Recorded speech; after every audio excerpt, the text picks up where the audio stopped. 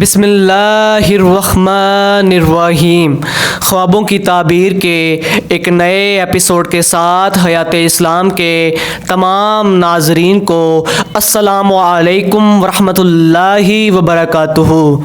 हज़रत इब्ने सीरीन रहमतुल्लाह अलैह ने फरमाया है कि अगर कोई शख्स ख्वाब में देखे कि वो इंजील पढ़ता है तो दलील है कि खुद राय और हक से बातिल पर फरेफ्ता होगा, और अगर किसी को इंजील पढ़ता देखे तो दलील है कि वो ईसाई मज़हब पर है, थोड़ी खैर देखेगा।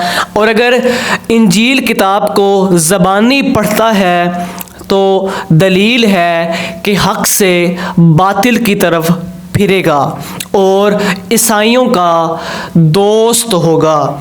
अगर आपको हमारी ये वीडियो अच्छी लगी हो तो प्लीज़ इसे लाइक, शेयर और सब्सक्राइब ज़रूर कीजिएगा। जज़ाकल्लाह।